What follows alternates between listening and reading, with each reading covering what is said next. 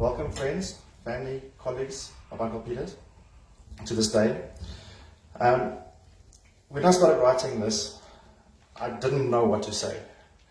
It's a very difficult thing, what we're all going through, and I'm going to kind of wing part of it, because when you write this, you don't always remember what you want to say while writing it down, but it comes to you as you start saying things. And so I had my own notion of grief. I thought it was a sad time that followed the death of someone you loved, and you had to push through it to get to the other side. But I'm learning there's no other side. There's no pushing through, but rather there's absorption, adjustment, and acceptance. Uncle Peter was a real people person. He always knew exactly what to say to make someone feel better. I know I could call him any time to chat, and he was always there, for me and for anyone. He always had the most interesting stories to tell. Every time I see him, he would tell me a new story about our ancestry.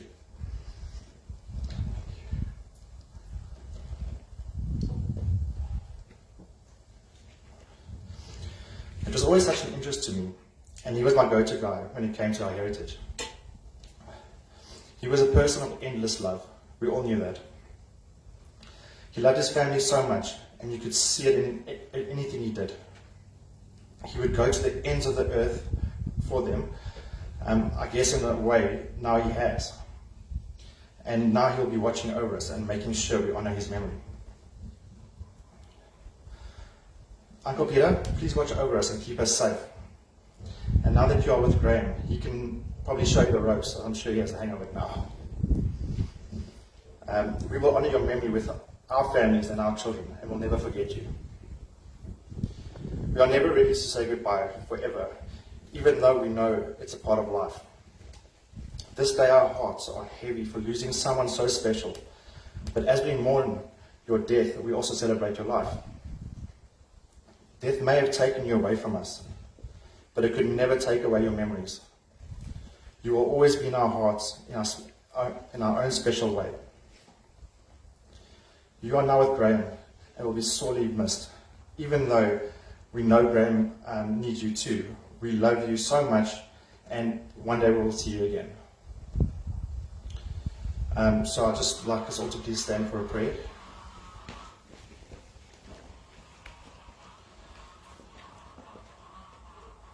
Our Lord, now that Uncle Peter is with Graham, they will now feel no storms, for each of them will be sheltered to each other.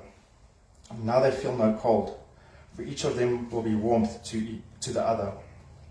Now there is no loneliness, for each of you is companion to the other. May Uncle Peter's compassion towards others, his optimistic way of thinking, his amazing sense of humor, and his love towards people and his family be the strength that we all need to mourn his passing. O God, full of compassion, who dwells on high, grant perfect rest beneath the sheltering wings of your divine presence. Among the holy and pure, who shine as the brightness of the firmament unto Uncle Peter, who has gone to his eternal home. Author of mercy, bring him under the shelter of your wings, and let his soul be bound up in the bonds of eternal life. May you be in his inheritance, and may his repose be in peace. Amen. You may be seated. We're now going to play Ave Maria.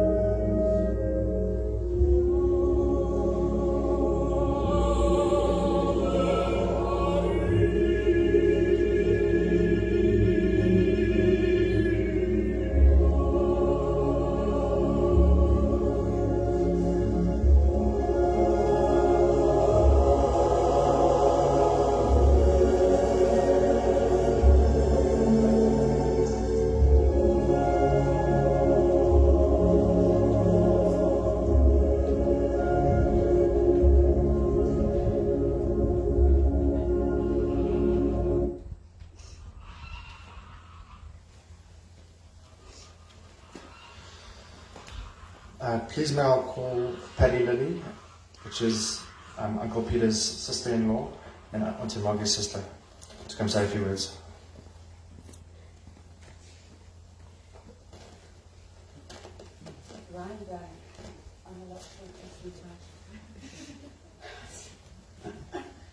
All right. Is that right? Can you hear me, everyone? Okay. Gosh. I'm going to start by reading something that your Uncle David put onto the memory page. As you know, he and our family are in Cape Town, and they're with us. And I think our Darlene has made it, and if not, he will be any minute now. And when I've read this, then I'm just going to, as Precious Brian says, I'm going to wing it, okay? So David says, Peter is a man who in passing has left a void in the lives of his family and friends, his colleagues and his companions on the spiritual path. He will be sorely missed and never forgotten, because for all of us, he was a central and guiding figure in so many treasured memories. He was, above all, like his father before him, a gentleman in his manner, his tastes, and his ways. His eye for quality and excellence benefited us all and achieved its pinnacle in the uncompromising exercise of his profession.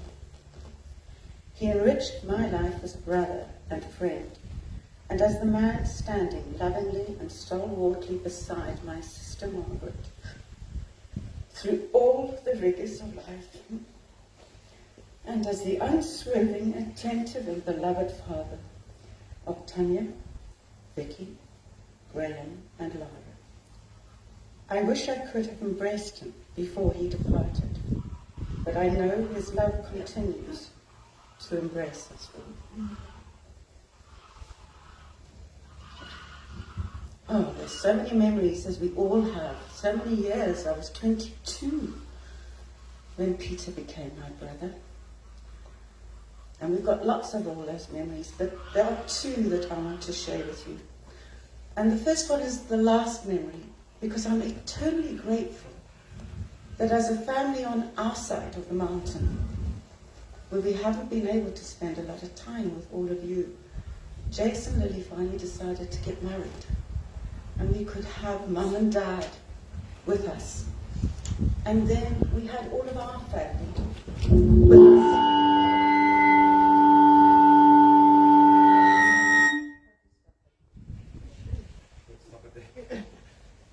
Can I go on? You've lost me. Can I? Okay, all right. Well, Peter, that's not on. Okay? So it was wonderful, because we could really share such wonderful times, Margie, that week with Peter. All of us together. And that was a wonderful memory. And when I think of Peter, and I've read all the wonderful tributes and all the love that's poured in, and what he stands for so many people, you know, the love, the loyalty, the integrity, it all comes shining through. But also brave. For me, Peter was so brave. 20 years ago, he could have left us. In fact, I really did think he was going to. And yet, he took it on by the scruff of its neck. And he refused to go because he had so much still to do. I remember being in the hospital with you and Jason when he was going in to have his spleen removed. And we waited with him, and Jason bought him that fluffy toy that ended up with one of the grandchildren. Remember the fish?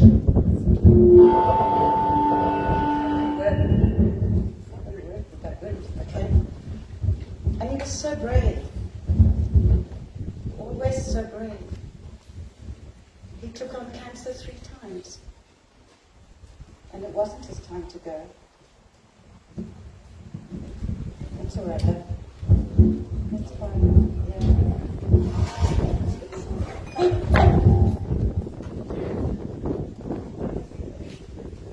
Well caught. Okay. Are we, no, I'm not. Are we going to go on? He's testing me, isn't he? He really is. Graham, it's your birthday. You don't have to do this. Okay?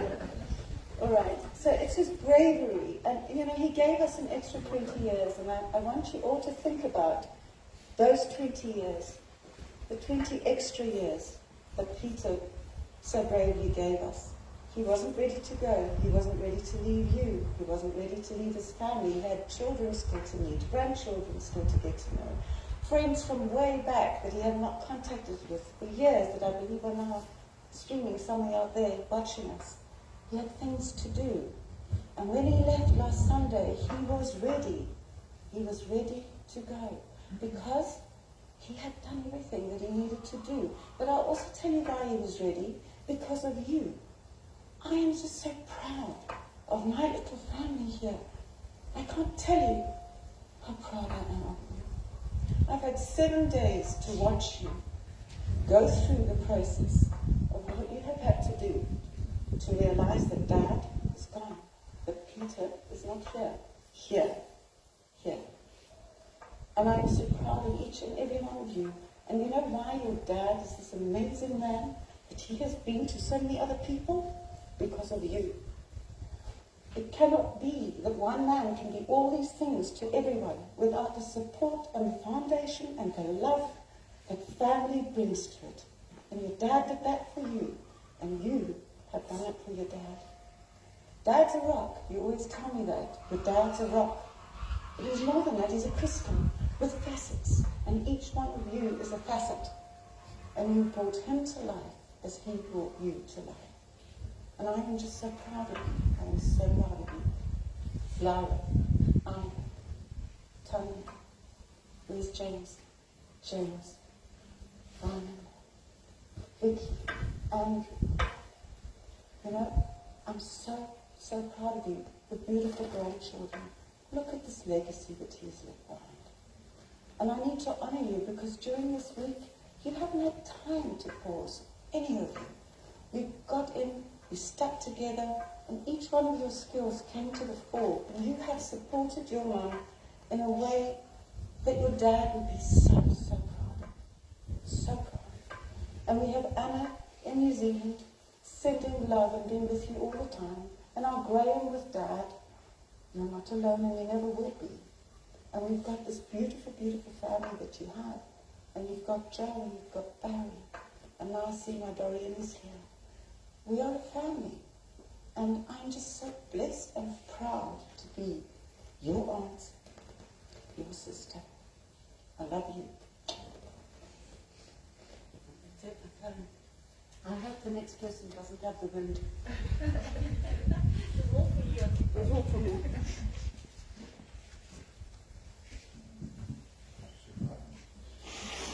Can I please call Kira, Uncle Peter's granddaughter?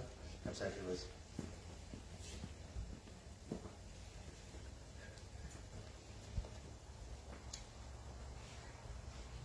I'm going to try and say this without crying.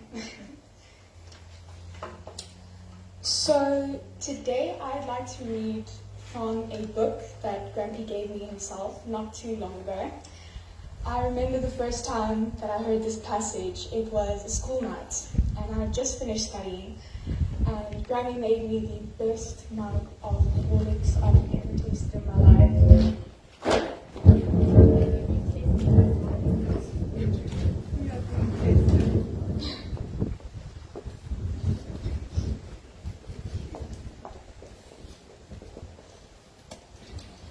And the three of us, Granny, Gramps and I, we went upstairs and we sat by the TV.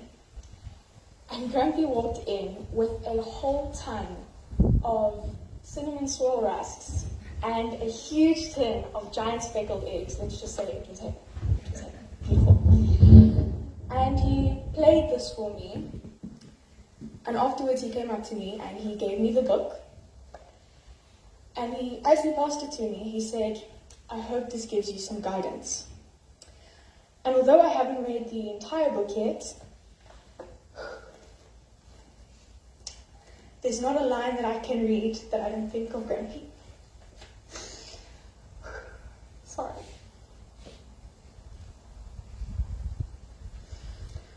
And now your ship has come, and you must needs go. Deep is your longing for the land of your memories and the dwelling place of your greater desires. And our love would not bind you, nor our needs hold you. Yet this we ask, ere you leave us, that you speak to us and give us of your truth. And we will give it unto our children, and they unto their children, and it shall not perish. Grampy, you've given not only me, but all of us sitting here today and all of us online so much joy and wisdom and love. From the late nights as just the three of us binging the TV with eating the chocolates and playing mahjong with those little white rabbit sweets that we always used to get, to the best dinners, listening to all sorts of music, which actually inspired the playlists that you heard today and that you will hear more of later today. Thank you for sharing your adventurous life with all of us today, or all of us throughout the entire time that you were here, and being the glue that all of us so often found ourselves held together by.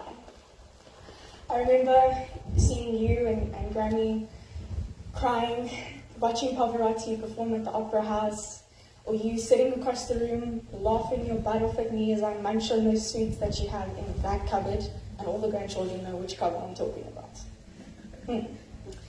There was, however, one thing that we didn't get to do before Grampy passed away, and that was finish the movie that him and I had started watching together, which was Soul. There was about 2 minutes left, I think. So, Grampy, I will give you the justice of knowing what happens at the end of the movie. I'm sorry for the spoilers if you haven't seen it. The little soul found her spark, and she went down to Earth to live a life. And as Joe was heading to the great beyond, he was given another shot to live every second of his life to the absolute fullest. And he did. Just as you did, and just as all of us will, until one day we get to meet you again and give you the biggest, warmest, juiciest hug ever. Grampy, I love you with every single fiber in my body. I'm so glad that you're finally at peace. Thank you.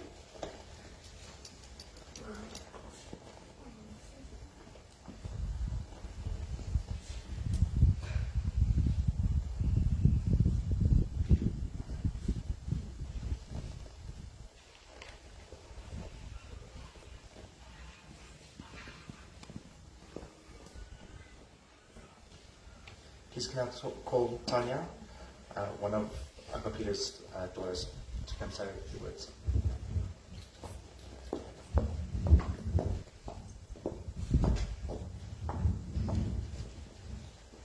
Sure, Clara. It's a hard act to follow, my child. Dad, where do I begin? And how do I find the words to tell you how extremely blessed and grateful I am to have had you in my life? My glasses aren't working, Dad. You opened your arms and your heart to Vix and I when we arrived in your life as little girls. Had you known what was in store for you with Vix and I, you may have changed your mind about marrying Mum. Thankfully you didn't, because I can't imagine my life without you in it. Throughout my life, you have been my rock and my moral compass, and you have guided me through difficult times with your wisdom and love. You gave unconditionally, and you spoiled me rotten. As I got older, you became my confidant and my friend. We shared so many precious times together. If it wasn't for you, I would probably never have gotten to eat chocolates, donuts, elephant ears, and all the other yummy things that Mom would call empty calories. Hey, Mom. And the best times were going shopping with you, and you would sneak all the naughty things into the trolley while Mum wasn't looking. You had such a mischievous, fun-loving little boy inside of you. You used to show us how to make straw paper worms at restaurants. Yeah, little squishy ones, and we drop the water on it and they crawl around. And he would teach us how to lick the bowl clean in a ladylike manner. After Mom had tried very hard to teach us to put it to the back and eat it out. You taught me to love jazz and marzipan, and you saved me when I naively landed up working in a dodgy massage parlor. You always made sure I had a car to drive, which was a huge ask considering me writing off 2 cars. You put me through my studies, not once, but twice, and you helped me buy my first home. I would not be where I am today without you. You were always there for me through the best and the worst times, steadfast and non-judgmental. I was so fortunate to have been able to go to Brazil with you and Mum in 2018, a memory I will cherish forever. Our daily acai smoothies and our afternoon lounging at the pool was such a special holiday. As I look back over time, I found myself wondering, did I remember to thank you enough for all that you've done for me? For all the times you were by my side to help and support me, to celebrate my success, to understand my problems and accept my defeats. Or for teaching me by your example the value of hard work, good judgment, courage and integrity. I wonder if I ever thanked you for the sacrifices you made to let me have the very best, and for the simple things like laughter, smiles, and the times we shared. If I've forgotten to show you my gratitude enough for all the things you did, I am thanking you now, and I'm hoping you knew all along how much you meant to me. I love you, Dad, so very, very much. Rest in peace now, and please know that we will all be okay. We will support each other now, just the way you supported us. Your strength and courage and caring will remain with us, and we will use it to keep our family strong. Now I'm going to read a few tributes from the memorial page. Okay, Alicia Symes came into our life little. Dear Uncle Pete, I met you when I was nearly 14 years old, when I hit the jackpot in love by being able to call dearest GJ my first love. You were always there to talk about life, love, tragedy, and everything in between. You have been a stable father figure in my life ever since. I will always remember our fondness of cheese and snacking, and long chats about spirituality and how to deal with hardships. You held my hand and gave the best hugs in happiness and in sorrow. I will treasure each and every moment we had together, and will forever continue to look at life in a brighter way because you would have wanted that.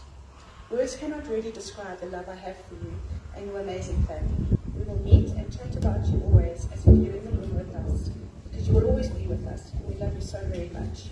Have a whiskey with my dad up there, and give GJ a huge squishy hug from me. Always and forever, your adopted daughter, Lishi. Okay. Anne Lava says, joining you in private prayer from a faraway place, and no strength in signal to join the service, praying with you all. Pete, always gentle and always kind, always present, always in our heartfelt memories, gone from this world to the next, peace be with you. Rick Harding, a longtime friend of Dad's. To my other big brother, Pete was integrated into the Harding family some 50 years ago. He, Brian, and Ian were close friends, and I, their little brother. As it turns out, I was only 1.5 years younger than they were. It was hugely apparent that the three of them were really close and had a special friendship. As the years passed by, I too was accepted into the close circle. Unfortunately, as time marched on and as we all grew up, became responsible and moved on with life, we became displaced in various geographical areas. Although this happened, when we reconnected, it was tough time. It was through time had stood. It was though time had stood still. I remember fondly on one occasion, my folks had a party at 19 Governor's Lane in Newlands. It so happened that it coincided with Pete and Margie coming to Cape Town. What a great time was had by all. I recall the fun and laughter when the music was playing. Pete and Margie were the instigators of the game, where an orange held under one's chin was passed around from person to person without the use of hands. What a fun game it was, complete with copious amounts of laughter. Since then, Pete and Margie came to Cape Town to visit family and friends. We were lucky to have seen them on these occasions, generally over a meal, spending time reminiscing, catching up, and having a special time together. We will miss these occasions, but the fond memories will remain forever in our minds and our hearts. Life is hard, sad. Life is hard, sad at times like these, to make us realize that nothing is permanent, but the love, memories, and the beautiful happy times we have with those we love will last forever. Till we meet again, Pete, we love and miss you. Rest in peace, Rick and Todd.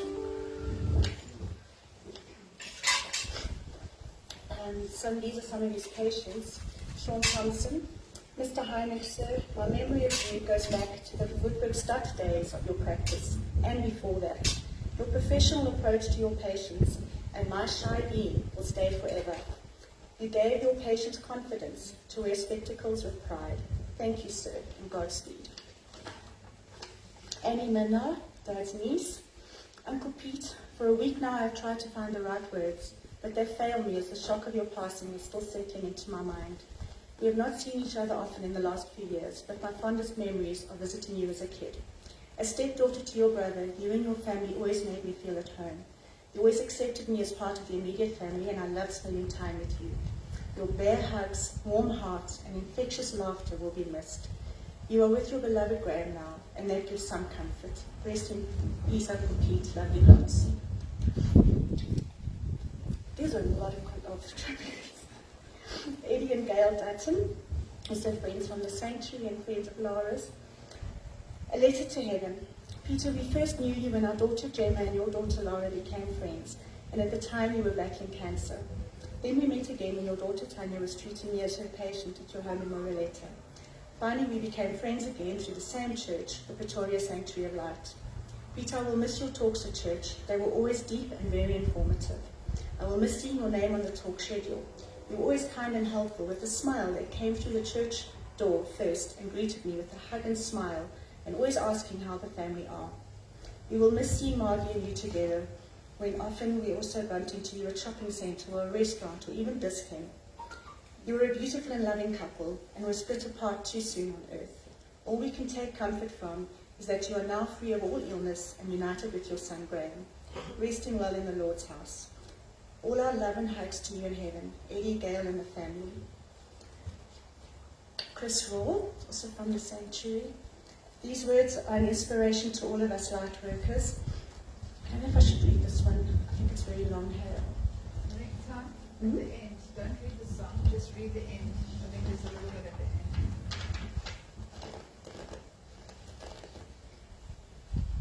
end. No, I don't have that. I think it might be on your copy. Okay, all right, no worries. Megan Muir, also a friend of Laura's. He always welcomed us into his home as though we were long friends, making us feel like family and right at home. His beautiful smile and gentle wise words were often perfectly timed. He will be sorely missed but never forgotten. Nicole Samuel. Yes, he was also my optometrist for years and our friend at the shooting club. A lovely, compassionate man. May he be in peace. Today, as I'm a flautist, I will play Ave Maria for him and for you all. Big loving hugs from France to Margaret. But despite all these 30 years back in my country, France, I never forgot. Ian Lane. To say I'm shocked in this tragic turn of events is an understatement. Lee and I were planning to spend time with Pete and Margie in the fourth quarter of this year, if COVID permits. Pete is one of the truly good souls on earth. I hope the universe rewards him with the highest honours. We were roommates during optometry college days and inseparable. Our friendship endured despite the 8,600 miles between our homes. I'll post a few pictures from our earliest days as the two young and invincible guys until recently. Pete didn't change. He remained the optimistic, cheerful, loyal friend for the 54 years. Pete, you made a difference to everyone who came into contact with you, whether it be family, friends, or patients. Personally, I'm a better person and feel blessed and grateful to have you in my life. Karen Blanche was so patient. I was heartbroken to hear of the passing of Dr. Heinrich. He has been my optometrist since I was 13 years old. My favorite memory of him was the day he tried contact lenses with me for the first time. I still get renditions of the song, I Can See Clearly Now, when I think back to the day, which is now more than 20 years ago. He was a kind and gentle soul whom I had the privilege to know. My sincerest condolences to the family. May he rest in peace. My little friend, Tanya Clark. I first met you at the side of a pool, and Tony introduced you to me as Dad. I've always referred to you as Dad since then. We spent many hours on the side of the pool cheering for the kids and family events, but as my friendship grew with your daughter, we became family. We have shared many memories and quite a few milestones. But our last encounter is what I keep with me forever. You approached me and you just opened up to me like you had never done before. I felt so privileged to have been allowed to share my knowledge and comfort with you. Thank you for being part of my life and my family. We will truly miss you.